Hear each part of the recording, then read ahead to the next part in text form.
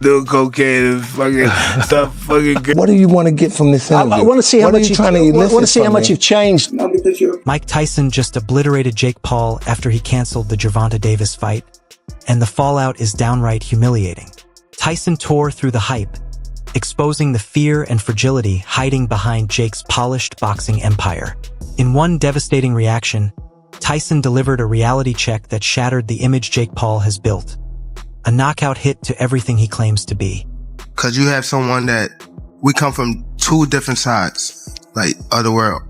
We still on the same path to get the same. Highly anticipated fight scheduled for November 14th, 2025 at Miami's Cascia Center was suddenly canceled, leaving fans, media, and boxing insiders in complete shock as the matchup everyone had been buzzing about vanished without warning. Maybe Tank isn't used to being the B-side of a fight. B-side, so everybody's working around his schedule, and now... Yeah, when you the A-side, you get to dictate things, you pick who you want, blah, blah, blah. Maybe he not... Jake Paul spent weeks hyping this fight, boldly claiming he would dismantle Gervonta Davis without breaking a sweat, talking like the win was already guaranteed. But the moment the fight collapsed, that entire narrative fell apart, and Mike Tyson wasted no time tearing into him, exposing the cracks in Jake Paul's carefully manufactured, confidence-driven empire. The Jake Paul-Tank Davis fight has officially been canceled. It is off. It is not happening on November 14th. The cancellation itself became a spectacle, with Jake Paul claiming he withdrew out of respect for Gervonta Davis's ongoing legal complications.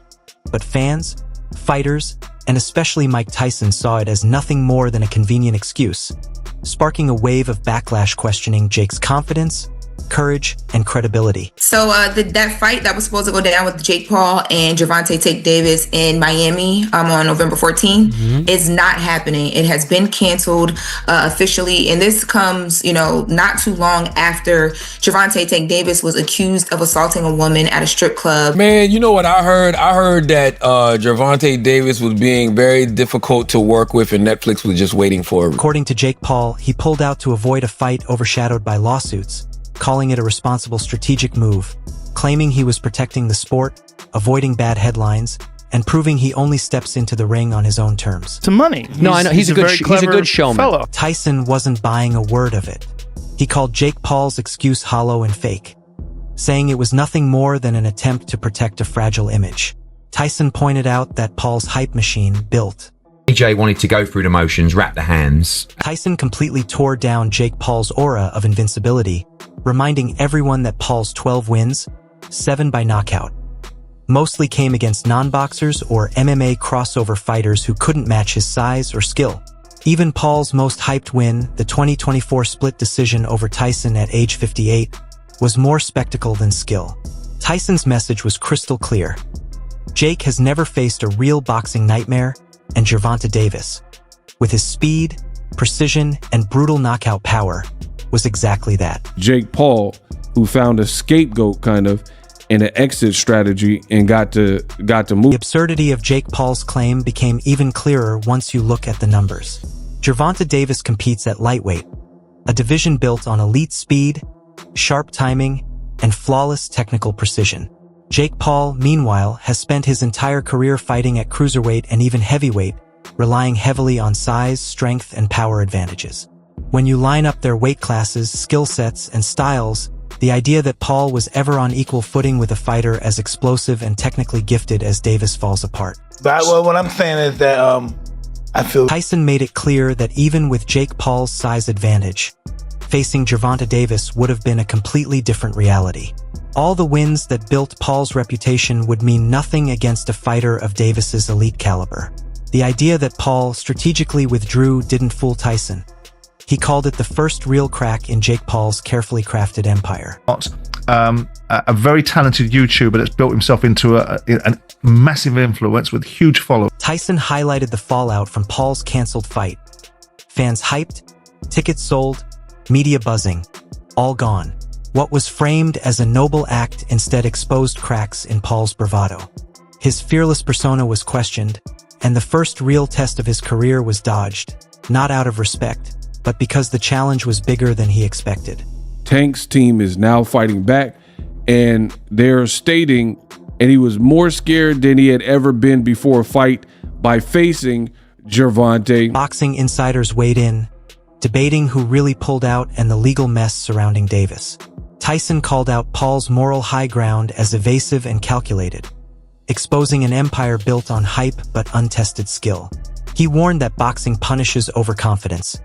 Paul's rise relied on spectacle, not substance, and stripped away the bravado to reveal the vulnerability beneath his public image. We were going to go on a other card somewhere. You wouldn't have really heard of the person we were going to fight. But Jake Paul's record looked strong on paper. 12 wins, 1 loss, 7 KOs. But most victories came against non-boxers, MMA crossovers, and mismatched opponents. Even his biggest win, the 2024 split decision over 58-year-old Mike Tyson, was more spectacle than proof of elite skill. Paul's fights were flashy, hyped media events, but underneath, the technical cracks in his game were clear. The most feared punchers in the sport of boxing. He's got a 93% knockout percentage. That's one of the best among current world champions. Gervonta Tank Davis team fights back after Jake Paul canceled the fight, went on a tirade. Cancellation revealed cracks no win ever had. Paul's size advantage meant little against Davis, a lightweight with lightning speed, knockout power, and technical precision. Tyson stressed this was Paul's first true test against a fighter whose skill far surpassed the spectacle opponents he dominated.